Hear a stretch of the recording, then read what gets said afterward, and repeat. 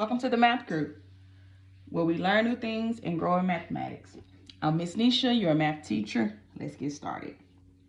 Okay, if you saw the first multiplying fractions video, we were practicing multiplying a fraction by a fraction. Well, in this video, we're going to practice multiplying a fraction by a whole number. Okay, so it's pretty simple, but we're going to do a lot of more practice. So this is an extended version of that video. Let's get started. Let's think about what is a fraction. We know a fraction is A over B. It's numerator and denominator, right? And a whole number is simply any number. It's not a fraction. It's a number. Let's look at this example. If I have 3/4 times 3. This is a fraction, A over B, and this is a whole number, the number 3. In order to solve this, we have to first have fraction by fraction form. A over B times A over B. Again, in order to solve this, it must be in fraction by fraction form. A over B times A over B. This fraction is already in the correct form. However, this whole number is what we need to change. And underneath this whole number, we have the number 1. I know you don't see it there, but I need you to imagine that there's a 1 underneath this whole number.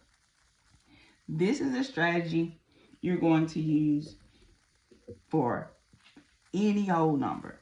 If you're trying to multiply a whole number by a fraction, you must put a 1 in the denominator.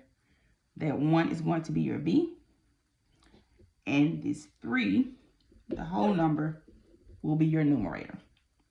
Now, your whole number is in A, B form. Now you're ready to go. You can multiply.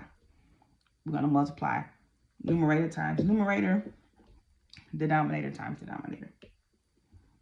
We know our facts. 3 times 3 is 9. And 4 times 1 is 4.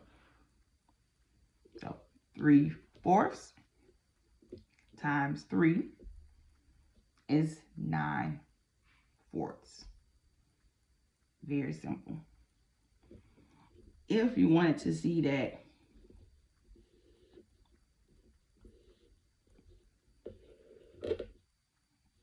in a model, let's see what it looks like. I have 3/4. So I'm going to take my bar models. Let's separate them into fourths. When we're going to have fourths or 4 pieces, since it's even, you can just split your bar in half.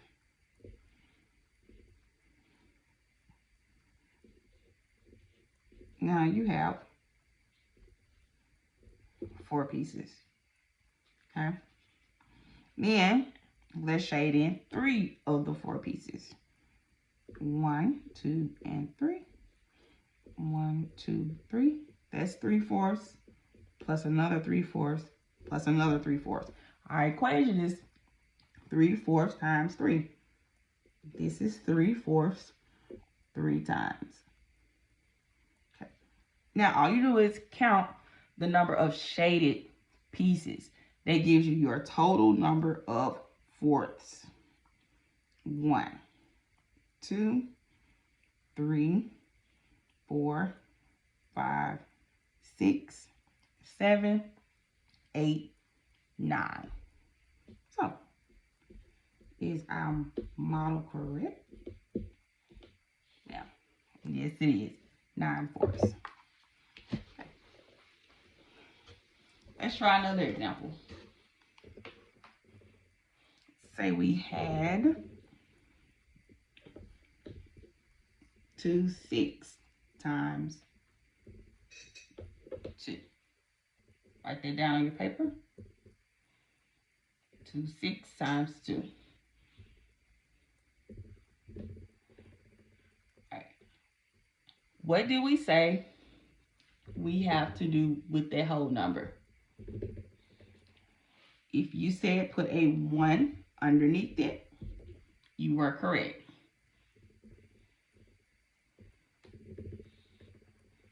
Because we have to have it in what form? Fraction by fraction form. Fraction by fraction form. Okay? So, this whole number, if we put a 1 under it, is now in A over B form. It's now in A over B form.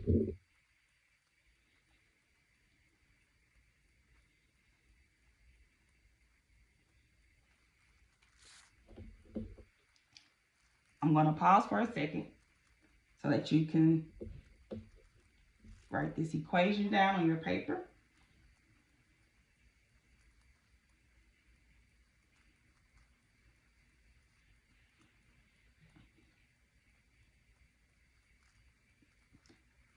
Now the next thing we're going to do is we're going to do the easy part, which is multiply, right? Multiply your numerator times your numerator and your denominator times your denominator. 2 times 2 is 4. And 6 times 1 is 6. If your answer is 4, 6, you are correct. Great job. Let's try another one.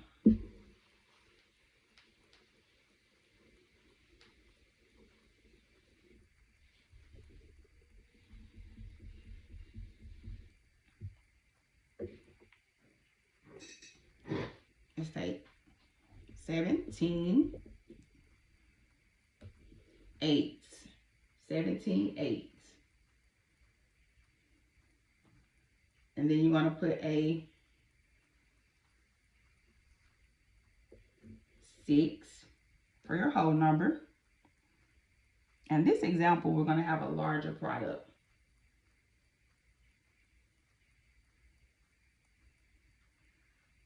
What's the first thing you need to do in order to correct this whole number?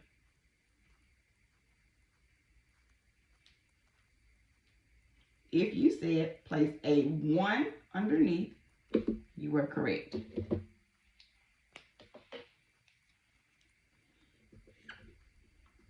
Excellent. Now I want you to try to set up the problem, create your equation.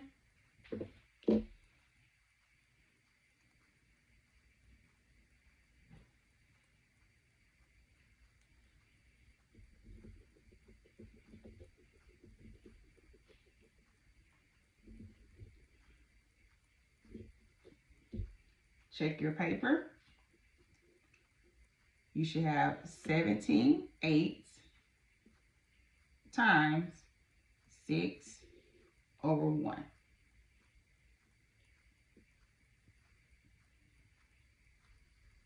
If you have the equation correct, great job. Now, the next thing we're going to do is multiply our numerators. We don't have a fact family, so we're going to use standard or whichever way you like to multiply. Some people use what's called the rectangular array. which is a form of area model. So let's do that. We're going to say 17 times 6.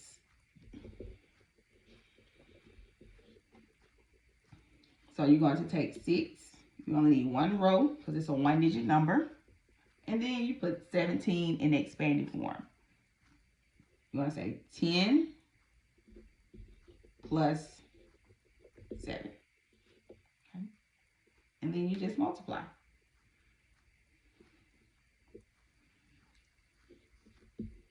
6 times 10 is 60. And 6 times 7 is 42. Then you take these partial products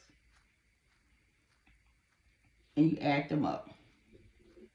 If you don't know this mentally, come off to the side, add it up. Get a product of 102.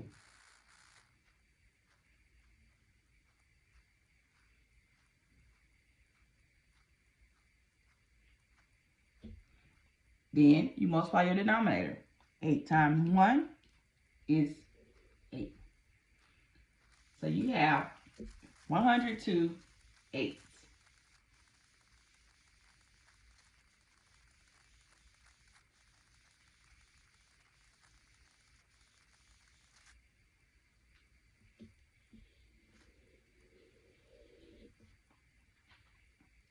All right. Hopefully with the extra practice, you learned a little more. You were able to grow in mathematics. You know it takes consistent practice to be a great math student. All right. Catch you all later in the Krew.